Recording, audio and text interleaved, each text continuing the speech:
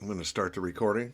Hi, everybody. This is the Technical Council meeting for May 13th, 2022. Today, we're going to be talking about features. So, I have an agenda here. Um, Let me share my You're gonna screen. share the screen? Yeah. Yeah. Sorry. Give me a moment. Uh,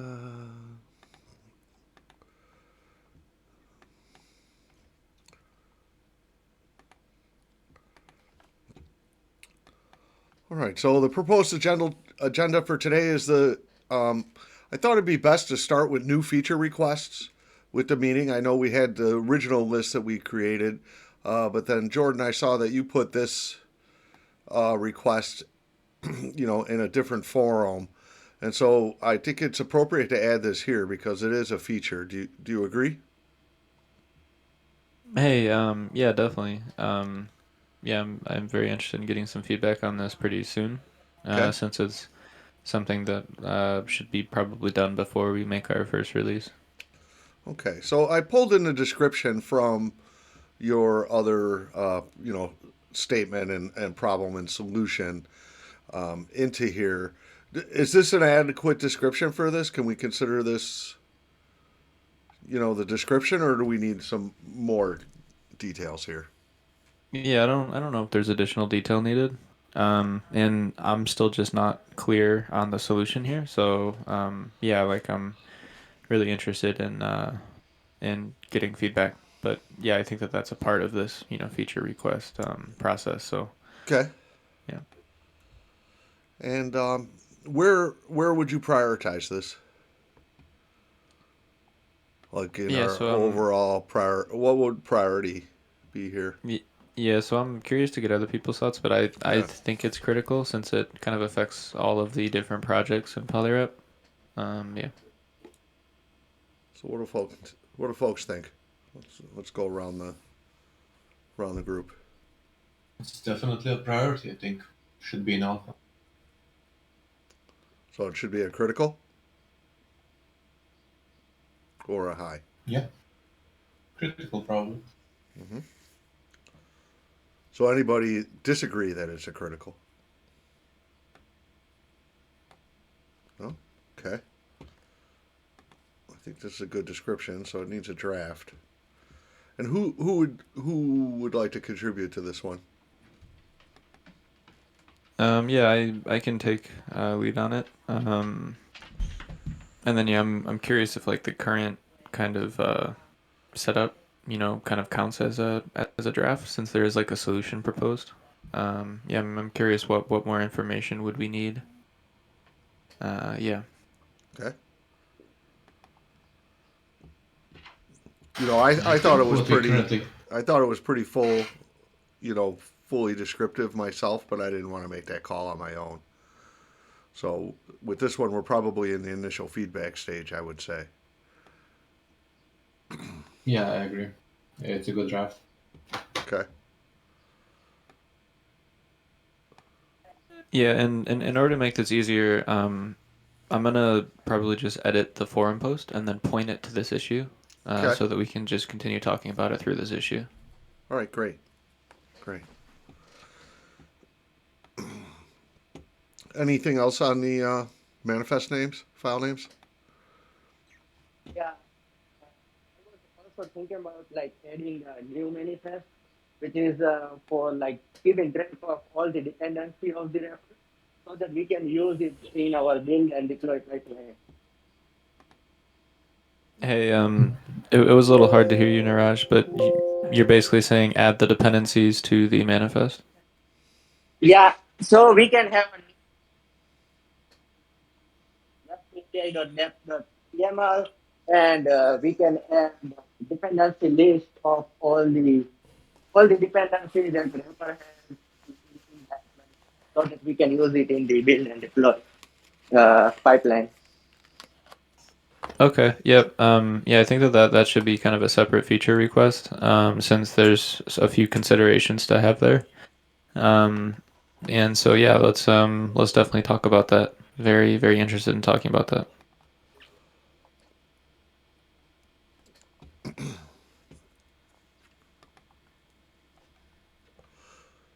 So what do we call that feature? Dependencies for manifest, Okay. something like that. Yeah, I would say dependencies inside manifest or something like that. Okay. Yeah. Which, yeah, we can make an issue for that. Yep. I don't want to hold up the call, so I'll catch up on that. Because are we going to discuss that today? No, I don't think so. It's not on the agenda. I Okay. I think we should. Yeah. Okay. So I have that as a side note. I'll set up the issue for that as well. Okay. Some of the other stuff. Do we want to do some progress updates on the three we were working on last week? Has anyone had time to continue the work, or do we want to continue with the work session today on these three that we were working on in the previous 2 weeks ago? Yeah, I have done a rough draft of the solution. It's not anything concrete, but yeah, I think I'll polish that and put it. And you're talking about for issue 33, Niraj, the integration testing framework. Yes. Okay, cool. So you're saying that you need to update this issue with like the draft? Yeah. Yeah. I have this in HackMD, but currently I have joined it with my mobile. So Okay, yeah. yep. No problem. I was just trying to understand better. Cool. Okay. Mhm. And Jordan, you were working on the schema build out artifact. Yeah, Last call. so unfortunately I haven't made too much progress on this, unfortunately. Yeah, I haven't given this the attention that it deserves. Yep. Okay. And then the other one is the multi-client ecosystem support.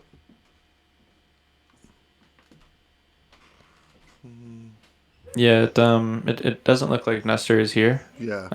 But one of the updates on this is that the PWV development group has made a proposal recently to build out a Python client. And so that's like that'll play a big role in this because we will, actively be having another client being developed, and so these kind of specifications can get created alongside that. Okay. I think those two are in conflict because Nestor suggested having a Rust client and then just creating bindings for other languages, whereas PWV suggested creating a Python client on top of Wasmer. Yeah, so I think that both can happen in parallel. I don't think that we should hold up development for creating the like core library. I think that in the future, like if we have a core library that can reduce code duplication, we can just kind of refactor the Python client to use it. But I think that we can kind of aggressively, build out Python and Rust simultaneously.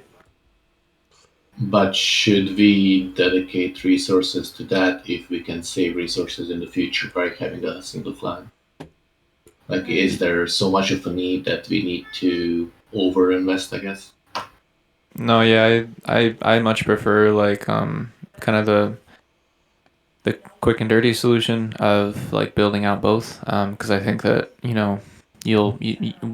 will naturally have learnings from building both and we're still not clear exactly like what the core library should have and what like basically like how to best make that code reusable um, because again like when you're dealing with like there's complexities around that like Yeah.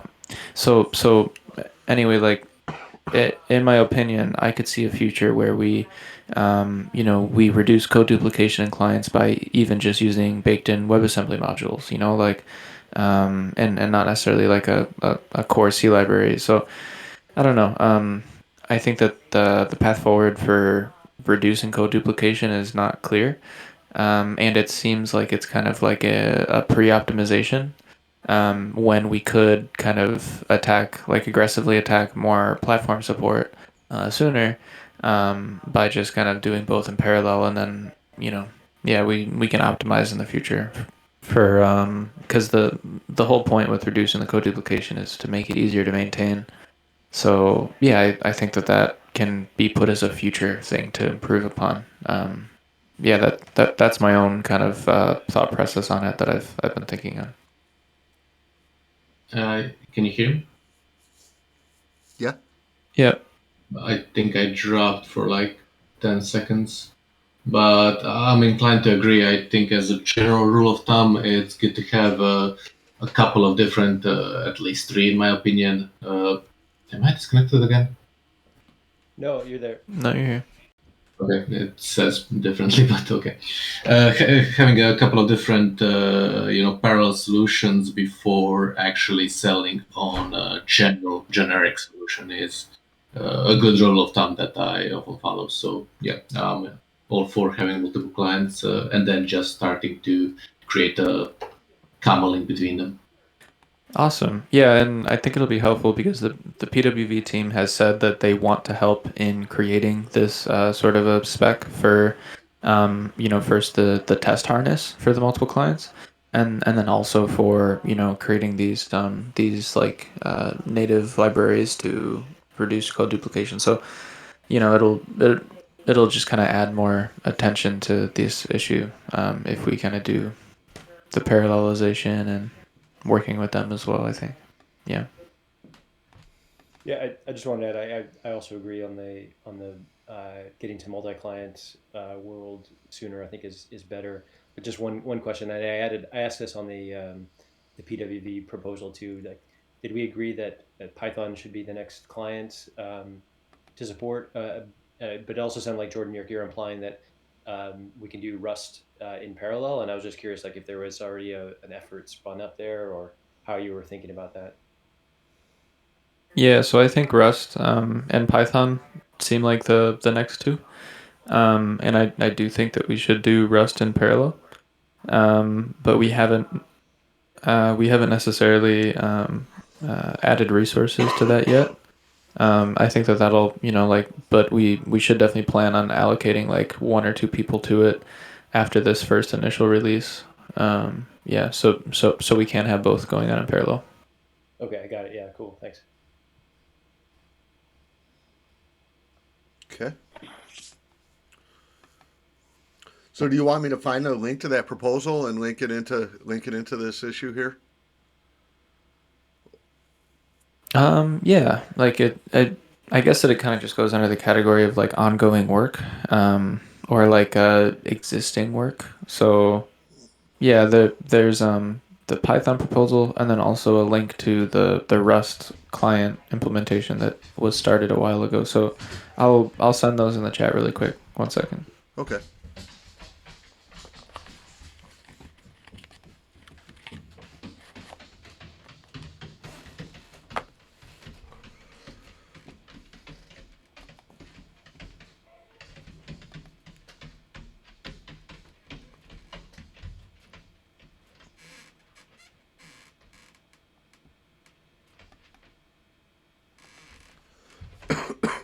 Okay. Anything further to regarding this? I know with Nestor here that without Nestor here, we probably got to the bottom of this one. Are there any others that we want to begin development on this this period, or are we still comfortable with this current prioritization?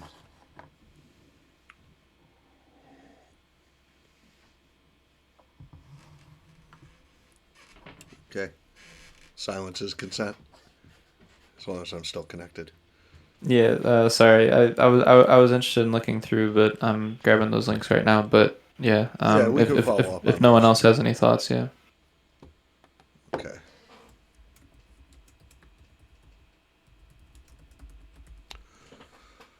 Okay.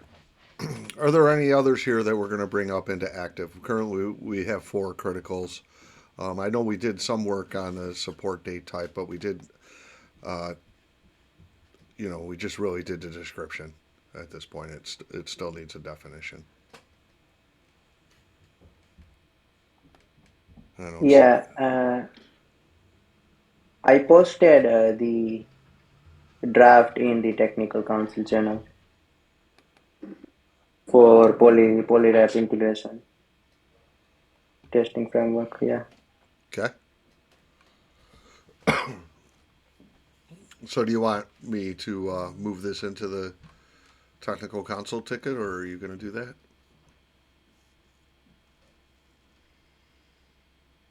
Yeah. Okay. So are you saying about like moving it in the GitHub issue? Into the GitHub issue here. Yeah. Okay. Yeah, I'll do that. Okay. So we're trying to consolidate all this stuff into the GitHub issues, so there is a single source of truth for this. I know HackMD is very convenient to write in, but I think that we want to try to keep it active here, so we can have the commenting, etc. Okay. Okay. Well, anything else before we start our work session?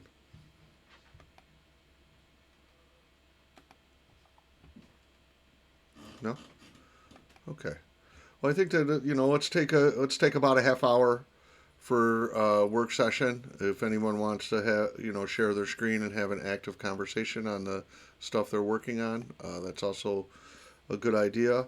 Otherwise, let's work for about a half hour and then take the last 10 minutes to review our progress. How's that sound, everybody?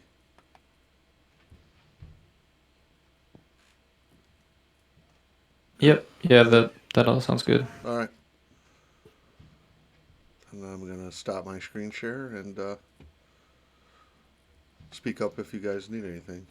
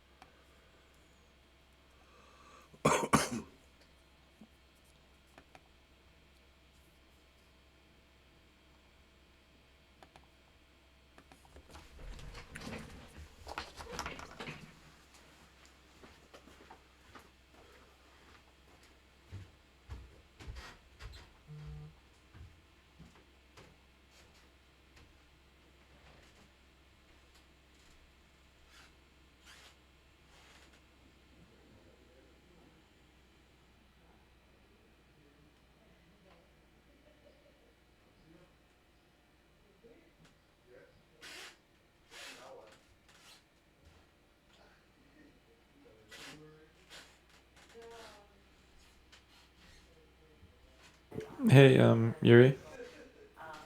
Um, Yep. I'm trying to respond to your feedback on the like restructuring manifest file names, and Mhm. I'm just curious. Like, you presented a problem, but I'm curious what you think the solution might look like.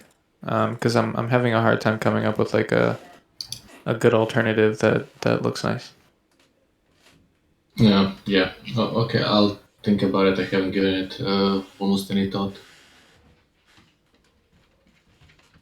I think it's less of a problem for WASM and interface. Even plugin is. kind of okay, but the app is really not descriptive and can easily cause conflicts.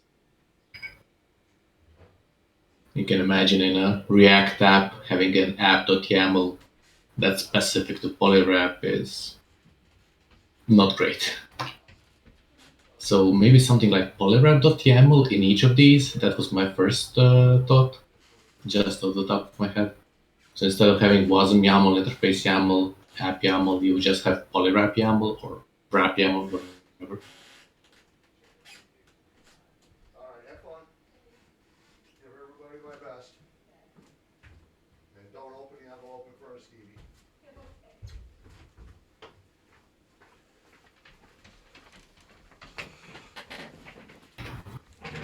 Am I disconnected again? No, no, you're here. I was Okay. just typing. Yeah, I'm also trying to think of a good solution. Yeah.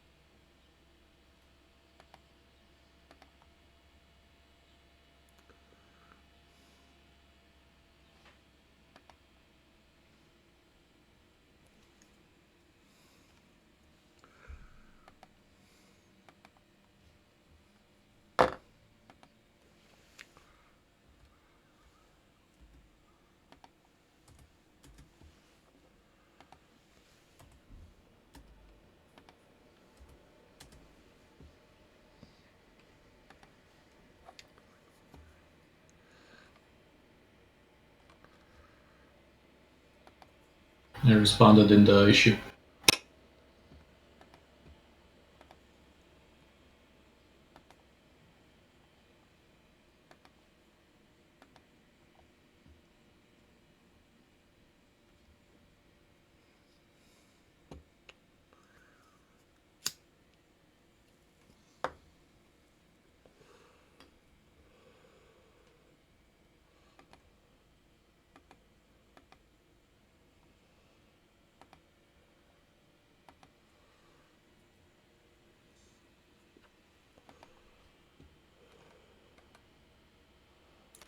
Yeah, I was thinking the same thing. I started trying to sketch out what the developer experience for this would look like.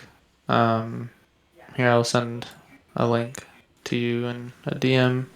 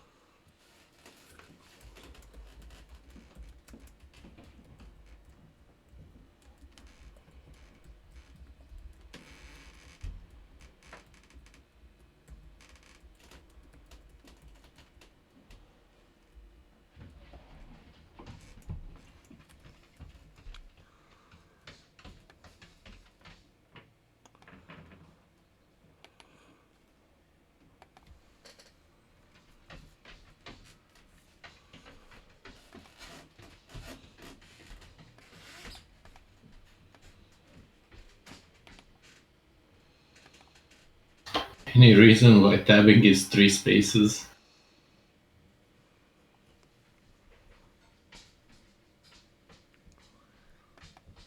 Yeah, I really don't know how to change it. I'm not sure why they do that.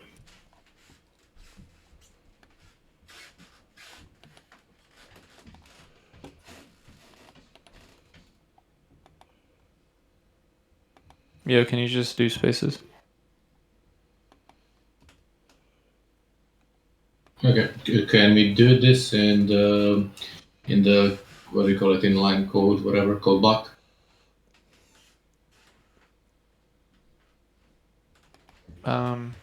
Yeah, like it should, like it's already inline code. What do you mean? Oh, sorry, didn't notice. Then it's even weirder.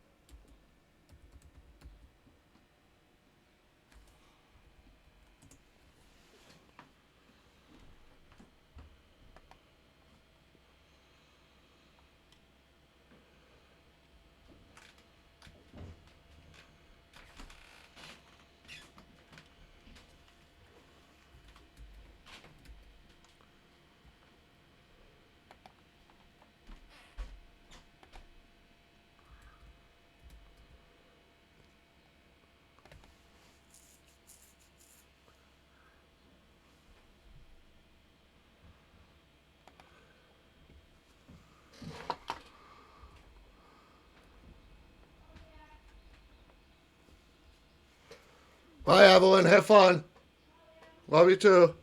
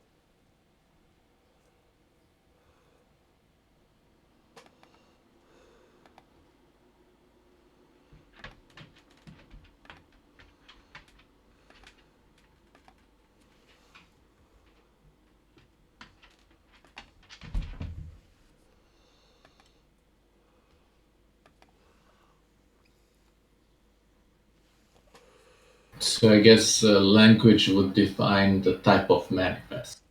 Actually, maybe so. Language and format is the definition of or like a unique idea of a manifest, so that you can have a structure for a scheme. Yeah, that's a good point. So you could almost just lose the top level, like key, like WASM interface plugin. You could just remove that, and you could just use maybe language as like the kind of differentiator. Oh, I didn't realize this was. All of this. Okay, I'm stupid. All of this that's written as YAML is actually YAML. I thought this was just like a title. So didn't realize that the plugin was a key. The interface was a key. Yeah, exactly. Right. Why is it a key? Like, can you just It's remove that? yeah, no, it's so that you know what project type it is. And each project type has its own like basically JSON schema for Yeah, yeah. what a manifest looks like. Could And that be the language plus format? yeah, it could potentially be that. It's a little like I don't know, more complicated to figure that out. But it's yeah, I guess that's fine. So basically, all project manifests would have a format, a language, and a name, and then you would use the format and language to figure out what the kind of like rest of the kind of like interface for the manifest file looks like. So you would basically look up kind of like if you're familiar in the CLI, like we use this concept of manifest extensions, where you can define kind of an extension to an existing like JSON schema. It would be kind of like that. Oh, okay. Yeah, it Yeah, does. that makes sense. Yeah. Okay. Not sure about, so a couple of things. The language could maybe be project instead of language, like the type of project. Could we, for example, have like instead of app being app TypeScript, could it be app React in the future if there's something specific for React that we want? A second thing, and just to throw it out there, we could merge the language and format and just have a type maybe and add the format at the end, like a version number.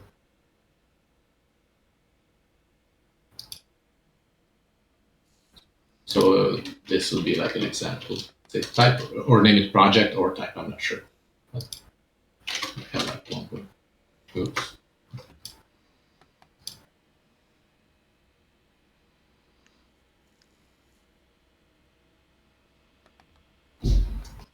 Oh yeah, maybe something like that.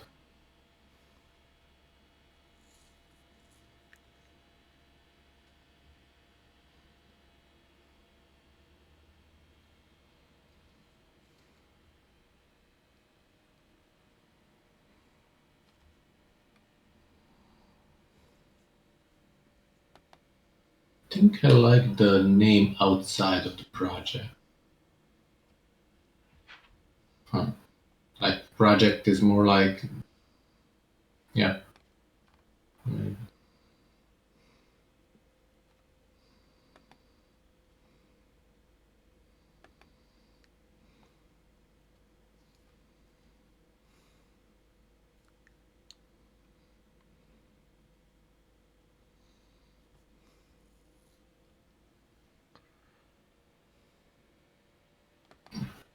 Honestly, I wouldn't mind this. You could even have it as a separate, I don't know, maybe wrapper in the future or something, or like a package.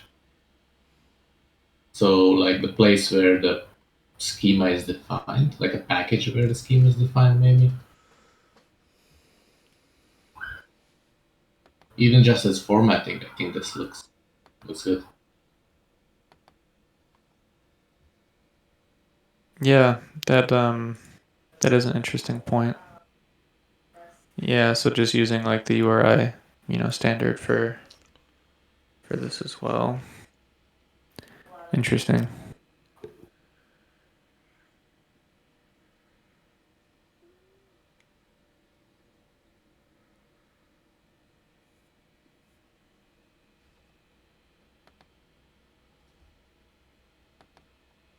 Okay. All right, cool. So we have name, project. Okay. And should it be project or type? I think we could think about it a bit. I'm sure I like either.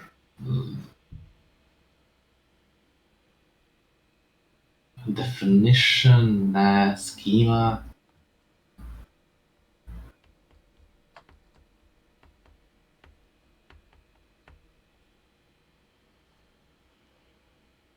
Maybe.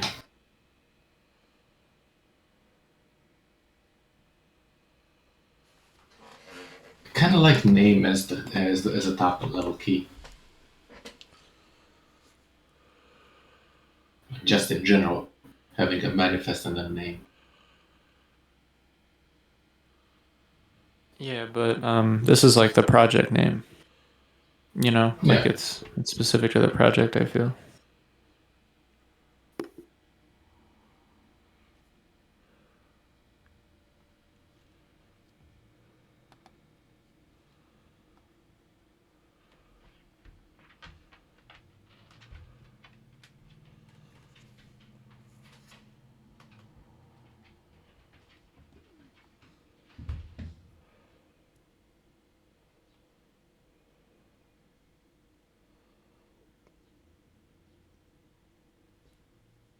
Yeah, I think that if we're going to be kind of doing this extension approach where basically everything past, like, this line here is like everything below it is based on the project type, I think that it would be easiest to lump everything under project. So we basically say, all manifests must have the project key, and then based on the type, it determines what comes after it.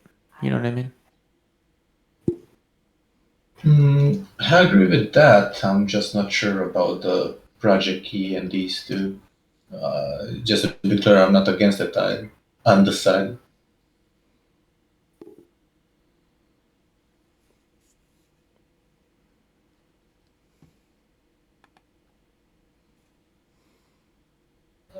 Just as a general rule, I don't think it needs to be a single key to be able to, for us to be able to do the extension thing. No. Yeah, I was just thinking from like from like an understanding it perspective from like outside developer. I think it is just as simple like in the second example down here to just have name and type be these or maybe like name and format or yeah. So for these to be the only required keys, and then everything after that is based on the type. Maybe name and package? Nah. It kind of implied that it's something similar to like an NPM package.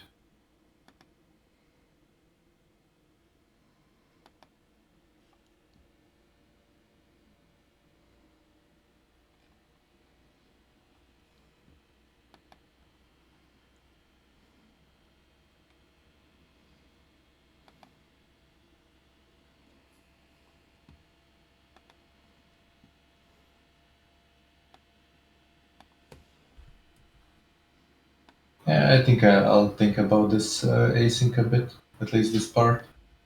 I don't think I'll love a solution right now. Okay, but it sounds like we're on the same page. Like everything should be within a polywrap.yaml file, and then the different extensions are based on like the different supported extensions by the format, I guess. Yeah, let me like start drafting out what like a build extension would look like or something like that. 1 second. Yeah, I mean, so far, yeah, we have it. We're in agreement, I think. This was good to me.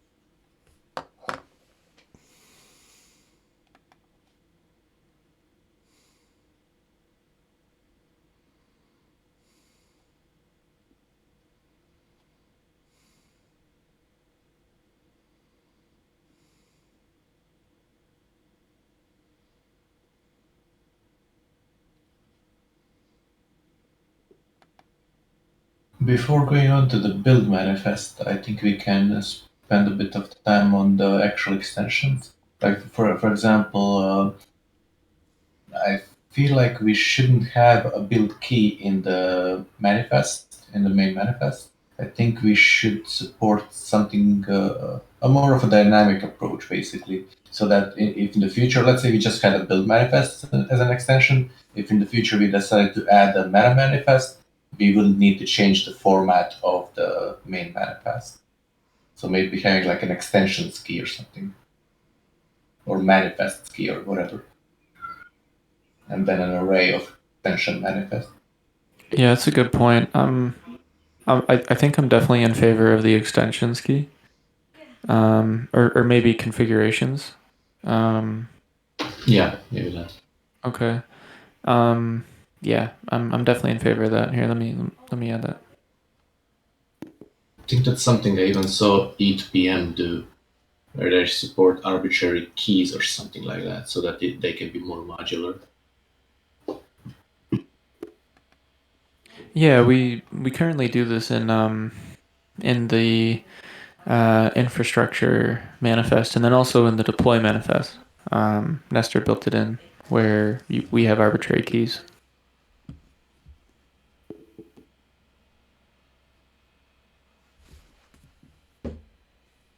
So anyone can add a key unless it's a reserved key, right? Yeah, yep. Okay.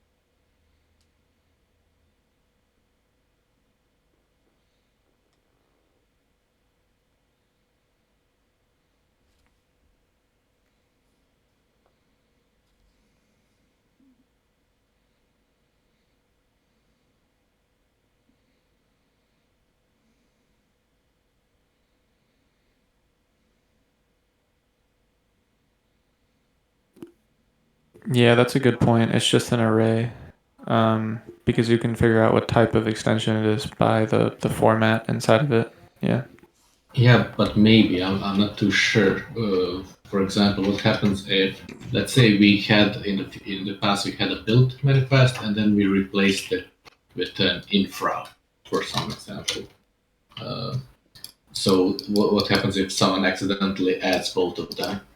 So they don't go together because one is a improved version of the other or something like that. Yeah, so the CLI would have to look at all the extensions and first off, check for duplicates if it doesn't support it, Yeah, and sure. then secondly, it would make sure that it can support the format of the extension. So it's like it could throw an error saying, "Hey, I don't know how to use this type of extension. Like I don't know about this."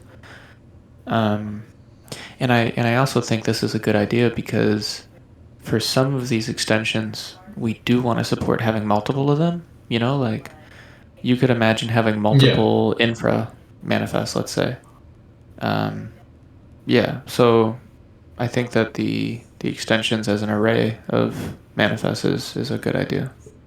Especially since we have the secondary. Oh, my mind went blank. Is it literally an extension? Yeah, it's an extension, file extension. Yeah. So the build infra and meta is already there. It doesn't have to be a key.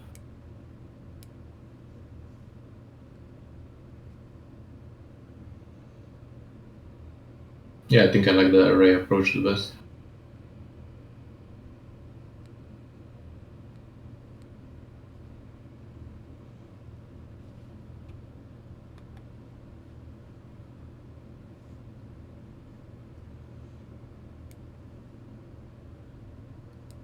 And I think this would imply that extensions is an optional property.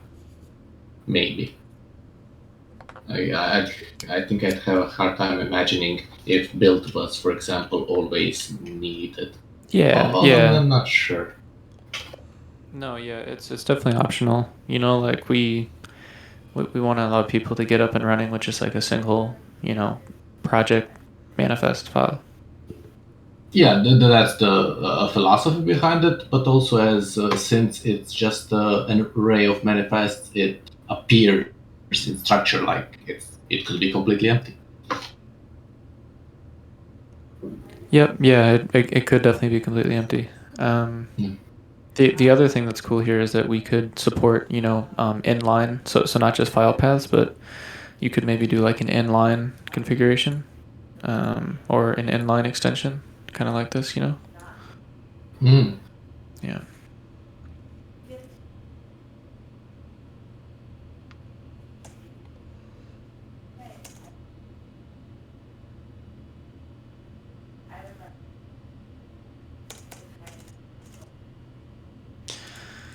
Okay.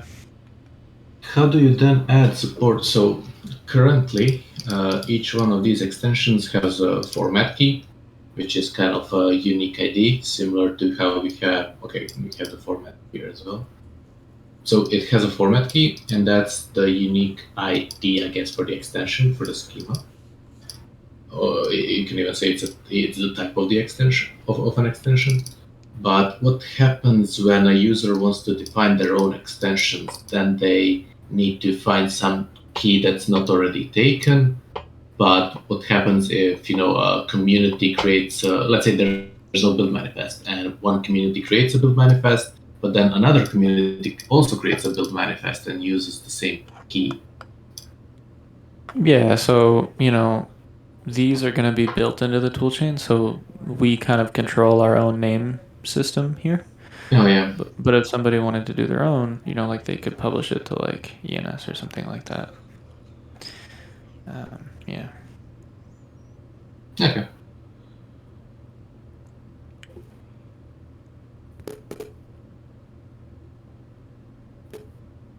Also, one more thought is that do you think like WASM should be the authority for the build manifest, or do you think that build should be the authority and then WASM should be the target? Oh.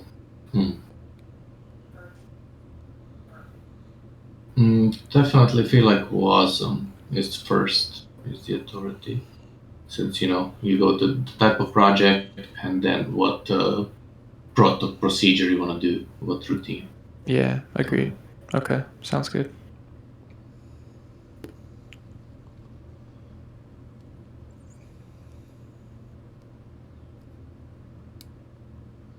All right. So we got about 10 minutes left. I know that you two have been working somewhere that's not visible to me. Are there things that we would like to review here as a group in our last 10 minutes? Yeah. So, yes. Sorry, we've just been kind of collaborating in a HackMD, but we'll take this into the issue. Okay. Maybe for the last couple minutes, if no one else has anything, we would definitely appreciate some feedback on this because I feel like we kind of honed in on something. So I could share my screen quickly and yeah, would definitely be interested in hearing you guys' feedback on this. Yeah. Just like to mention that I also want feedback on the integration. Okay, great. All right, sweet. I'll go really quick. I'll go just like 2 minutes here. So basically, like where we came to was with the manifest. So currently, this is kind of what our manifest look like. If you go to here, we have like web3api.yaml, which this describes a WebAssembly module. We have format, name, and then build, which is like kind of an extension manifest. And if we look at what the build manifest looks like, it has a format and then the properties. And so the proposed solution that Ian Yuri has come up with is, for project manifests, we do something like this where we basically use the format to determine. So this is actually kind of, I'm going to drag this up because this is kind of closest to what we want to do. This is like kind of a complete example. So the first step is to include a format. And so we're basically going to specify here that this is a WebAssembly module and it is, using assembly script. And this is the version of the format or the version of the manifest format. And so based on, this, we can actually look up a JSON schema. So we can look up like a schema for this whole file so that we can continue parsing it. In that schema, it tells us that it needs to have a name. Additionally, in that schema, it tells us that it can have extensions. And so here, we can specify extensions. And so this is kind of how we can add basically project extensions. It's also worth noting that this file would be called polywrap.yaml. And so it would be polywrap.yaml, it would look like this. And then lastly, based off of this format version, it would tell you what keys it can have. So it basically requires there to be modules. So here, we can probably just put this next here. So based off of the format, you know what properties you can have. Here for a WebAssembly module, we have a name and we have modules. So this is all the same. And then the last thing is that we can provide extensions. And in those extensions, if we look at what that looks like, here's an example of an extension. I'm just going to pull this up here. In this example extension, we can see that we have another format. So it's basically wasm build and then another version. So what the CLI would do is it would say, hey, polywrap.yaml, we are building a WebAssembly module. This is the version. Okay, this all looks good. Let me get the extensions. This is the version of the extension or the format of the extension. Let me get its schema, and then let me parse this. And so yeah, like it's a very reproducible pattern, and we would use this for WebAssembly modules, for plugins, for interfaces, and for applications as well. So that all Polywrap projects, regardless of what they are, would have a polywrap.yaml file with optional extensions that are supported by the project type. And so this makes it so that, yeah, like we just have a single kind of root file that all projects have, which is polywrap.yaml. Any thoughts on this? Yeah, this looks super good. Super good. Awesome. Great feedback. Thank you. Any thoughts or edge cases or concerns? Actually, now that you said it, you said this supports any extension that's supported by the project type. So essentially, some extensions are supported based on the format specified. So maybe Wasm assembly script version 1 supports build, but only versions 2 added meta. I think that's I think that's fine, but maybe could be. I'm thinking aloud. Maybe it could be a bit clearer what supports what.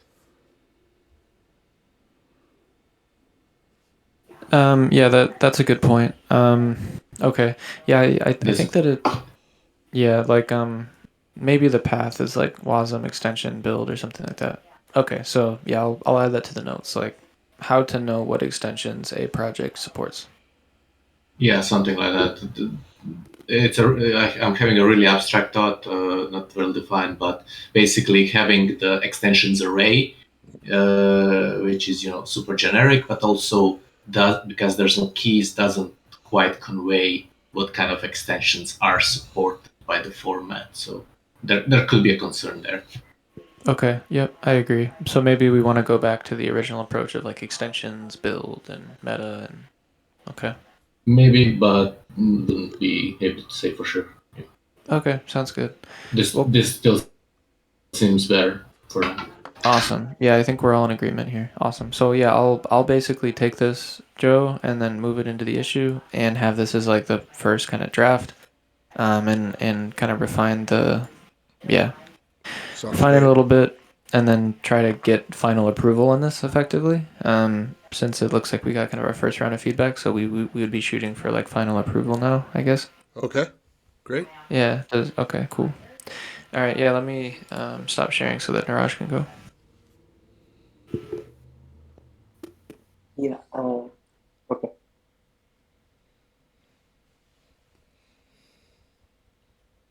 Is it visible?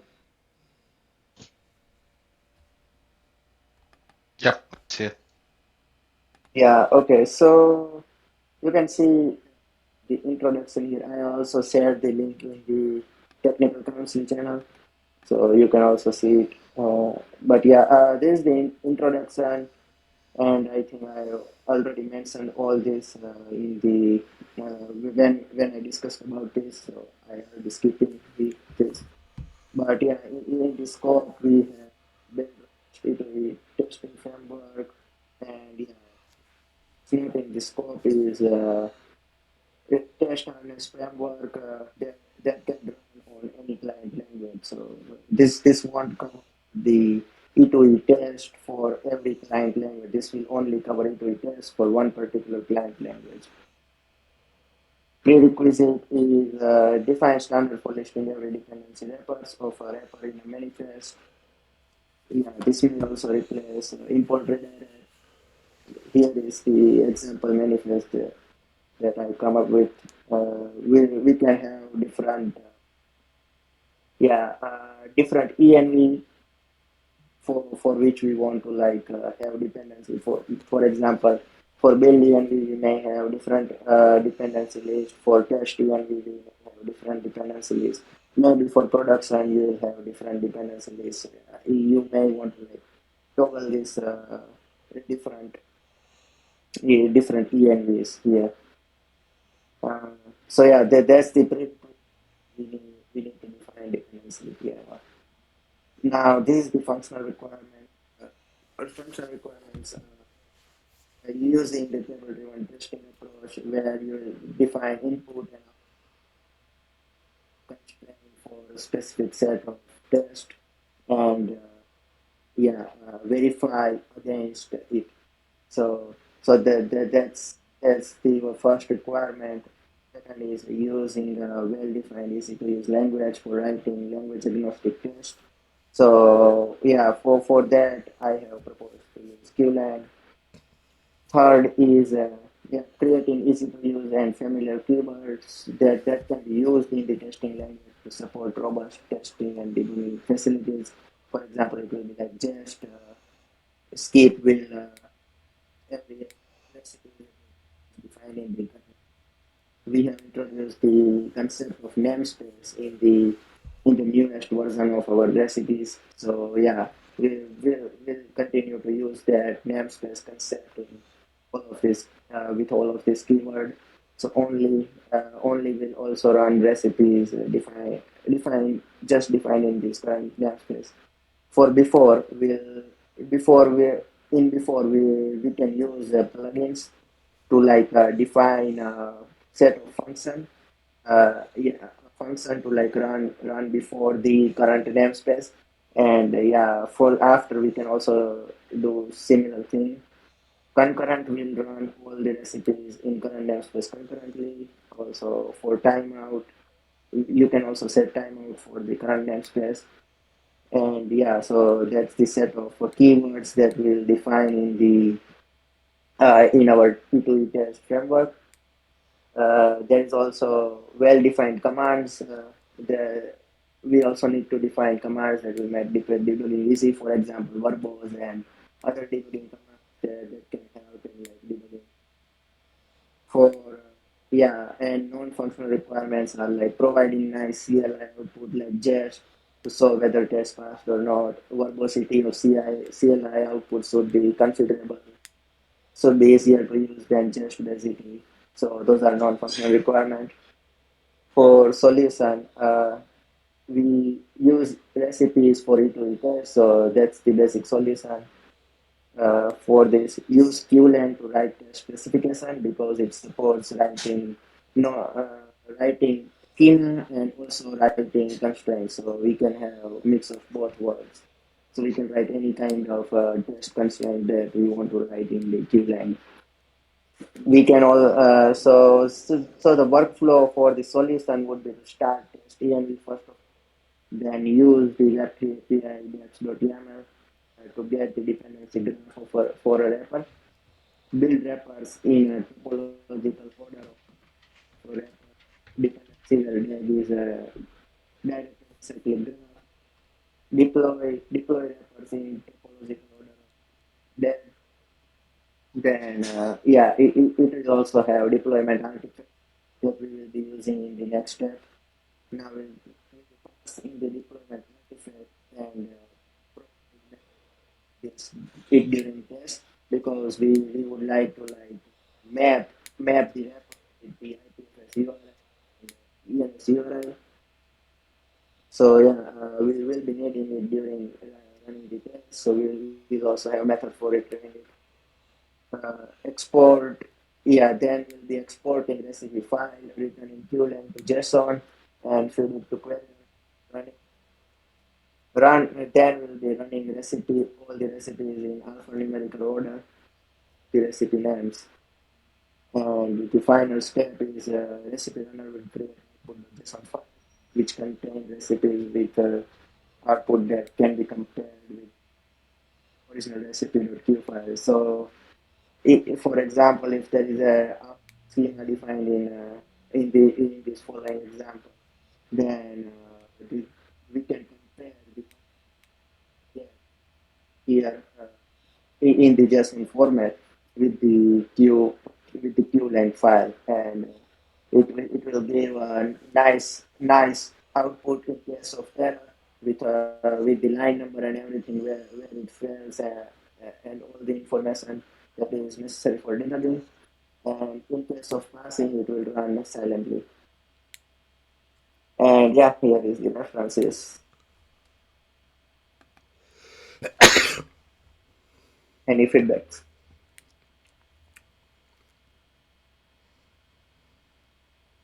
Yeah, so the first piece is yeah, I really like at the end here where you outlined what the new developer experience would look like.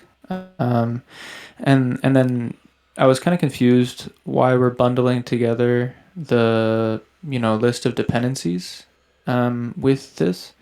Um Mm-hmm.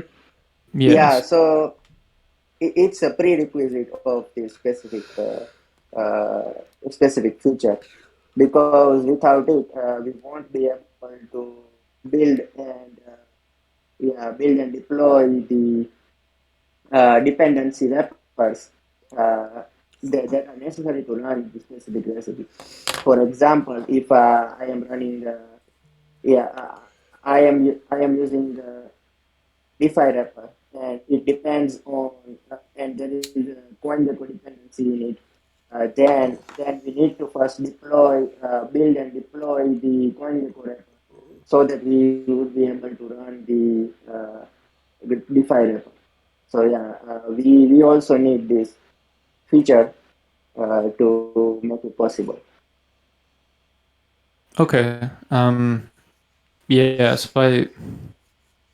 all right, I agree. I just think that if you look at other development ecosystems, like it's kind of just an assumption that your dependencies are available. And when you run your tests, like you don't do kind of necessarily like a pre-step of like deploying dependencies before you run the tests. Like those two are not directly coupled. Um, but yeah, I definitely see like the pain point you're talking about. Um, yeah. So, but anyway, for the test harness section, I think it looks really cool. I really like this approach. To having like to using QLang to do the output validation, and it would be really interesting to see examples of how you're doing this in the DeFi wrapper project. Mm-hmm. Yeah, so I also have example for it, but yeah, hmm. let me see. Okay. No, yeah, like you don't have to pull it up now. It was just a piece of feedback. I think we're kind of at time right now. Okay. Yeah. Yeah, I also think that we might be coupling things a bit too much here. Like Jordan said, it's generally assumed when developing any kind of package that your dependencies are already built. So maybe we could move this whole build and test process, since this is kind of end-to-end testing, I guess, or at least integration testing. We could move it outside of the project itself. So in like a parent directory, so that you can, specify something like a test harness, like a test manifest there with the dependencies or whatever, and then use that to uh, start your tests, build your dependencies and everything. Yeah, Mm-hmm. I think that that's a really interesting concept of pulling the test harness out of the project directory, because then you can support, basically testing multiple projects in parallel, or in combination. So maybe that's kind of the solution here is to like yeah, treat the integration testing as kind of like a macro level process that's lifted out of the project folder. I think that's a lot similar to how it's done in general, but could also prove beneficial in different ways. For example, you could have different types of tests or tests by maybe different teams if you're talking about deploying to like the registry or something. So you can specify an external test or test suite or something like that. But just in general, yeah, I think tests, at least integration or and especially end-to-end tests, should be decoupled from the project that they're in. Yeah, that sounds interesting. Yeah, I think I'll look into that and how we can like have those built in. Yeah. That said, I'm sorry if I cut you off. That said, I think just having the dependencies manifest file is a good idea in general outside of testing. So when building it as an artifact, it should probably be included in the main manifest. But as far as the developer experience, we could have a separate file or the same file. It's something Niraj and I talked about in the past. Mm-hmm. Yeah, and once we have this kind of dependency manifest file, instead of using the whole URI in the schema, we can just use the name. So that's added benefit of it. Yeah, I agree that it helps make the developer experience easier. Um, and like it's similar to like if you look in like the Go ecosystem, they use like the go.mod file to set up all the dependencies, and then inside of all your Go files, you're just using the name you had given it. Um, yeah, so I agree. Like we can definitely improve the importing of dependencies for a better developer experience.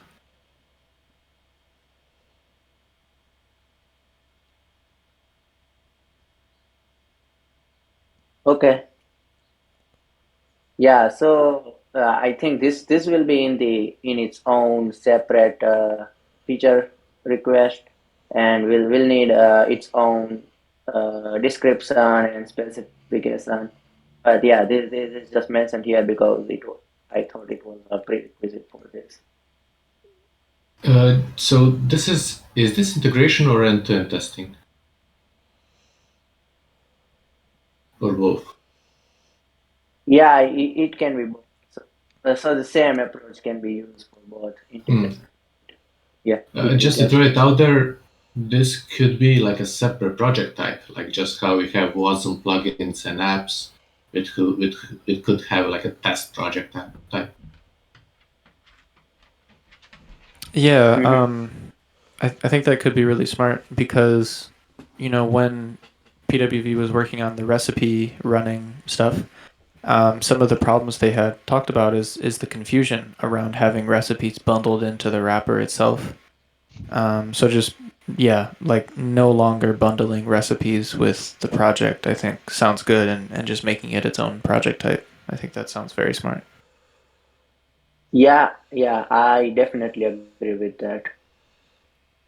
I know we're at time, but I wanted to do just the devil's advocate a second. So, for example, in Rust, one of the benefits is that you can bundle your tests in, at least the unit test and even the whole documentation generation. So we could have it outside when creating the build artifacts, but yeah, in terms of having it in the same project type, I don't know. I'm kind of torn.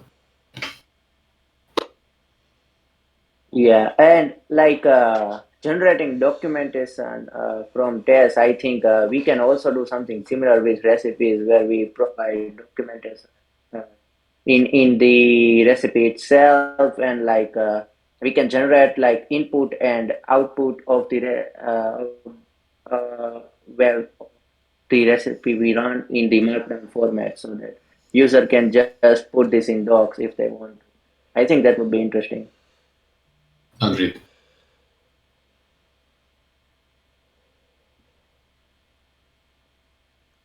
Awesome. Yeah. Thanks for sharing, Naresh. Yeah, amazing. All right. Okay. So we are a little over time. Is there anything else for today?